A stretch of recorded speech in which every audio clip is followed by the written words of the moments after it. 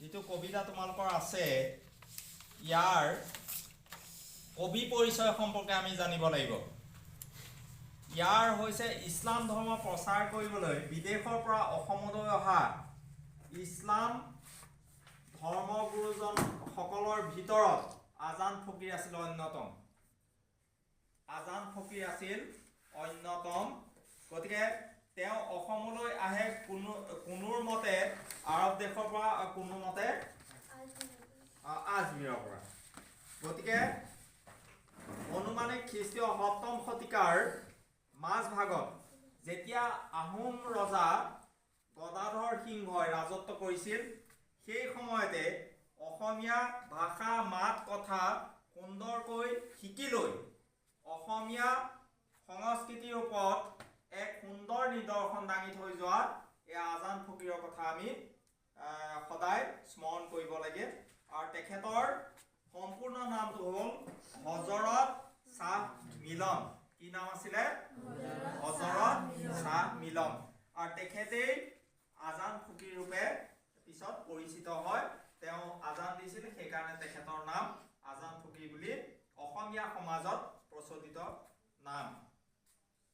আৰু তেখেতৰ যি জীৱন সংঘাতপূৰ্ণ এক জীৱনৰ মাজেদি তেখেত অগ্ৰসৰ হৈছিল। আজি আমি তেখেতৰ যিখিনি অৱদান সেইখিনি আমি স্মৰণ কৰিবই লাগিব। তেখেতে অসমীয়া ভাষা সংস্কৃতি, লোকগীত, দেহ বিচাৰ গীত, বিয়ানাম ইত্যাদি সকলোখিনি তেখেতে নিজে আয়ত্ত কৰি লৈছিলে। আৰু অসমীয়া ভাষাটোকো তেখেতে আয়ত্ত কৰি লৈছিলে। আয়ত্ত কৰি লৈ তেখেতে জিকিৰ ৰচনা কৰিছিল। ইয়াৰ পিছত অসমলৈ আহি তেওঁ বিভিন্ন শাস্তিৰো সন্মুখীন হ'ব লগা হৈছিল। তদুপৰি আহোম ৰজা গদাধৰ সিংহই তেওঁৰ মাহাত্ম্য বুজি পাই দিখৌৰ শলাগুৰিৰ চাপৰিত মাটি বাৰী দি মছজিদ সজাই দিয়ে। আৰু তাৰ বাবে আজান ফকীৰে চকৰি ভকতৰ সৈতে কি কৰিছিলে? ধৰ্ম চৰ্চা আৰম্ভ কৰিছিলে। এতিয়া আমাৰ এই পাঠটোত যিখিনি কথা আছে, সেইখিনি আমাৰ যিখিনি বিষয় আছে, সেইখিনি জিকিৰৰ এই পাঠটোত, জিকিৰৰ এই কবিতাটোত আমাৰ কিখিনি কথা আছে সেইখিনি আমি আলোচনা কৰিম। তাৰপিছত আমি পৰৱৰ্তী সময়ত ইয়াৰ যিখিনি প্ৰশ্ন উত্তৰ আমি দিব লাগিব সেইখিনি আমি কৰিম।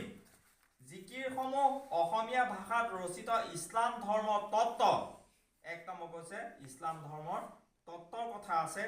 তাৰপিছত আছে আদৰ্শ, তাৰপিছত আছে আচাৰ নীতি, আৰু এই বিষয়ে তেওঁৰ ভক্তিমূলক যিখিনি তেখেতৰ যিখিনি ধাৰণা সেইখিনি অসমীয়া সমাজত তেখেতে অৱদান হিচাপে আগবঢ়াই থৈ গৈছে। অসমীয়া থলুৱা ভাষাৰ লগতে আৰবী পাৰ্চী মূলৰ শব্দও জিকিৰত অন্তৰ্ভুক্ত হৈছে। এতিয়া আমাৰ যিখিনি প্ৰশ্ন আহিব, সেই প্ৰশ্নখিনিত তেখেতৰ সেই যিখিনি শব্দ, সেই শব্দখিনিৰ অৰ্থ আমাৰ সুধিব পাৰে।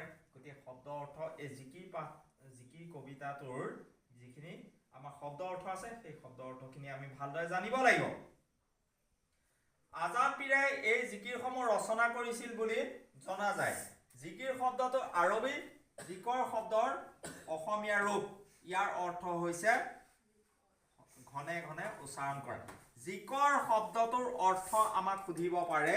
গতিকে জিকৰ শব্দটোৰ অৰ্থ কি, এনেকুৱা ধৰণৰ যদি জিকৰ শব্দই কি অৰ্থ সূচায় সেই কথাটো যদি আমাক প্ৰশ্ন কৰে, তেতিয়াহ'লে আমি কি বুলি ক'ম? ঘনে ঘনে উচ্চাৰণ কৰা। আল্লাহৰ নাম বাৰম্বাৰ উচ্চাৰণ কৰি উপাসনাত আত্মনিয়োগ কৰাটো ইছলাম ধৰ্মৰ এক প্ৰচলিত নীতি। সেইটো ধৰ্মীয় এটা নীতি।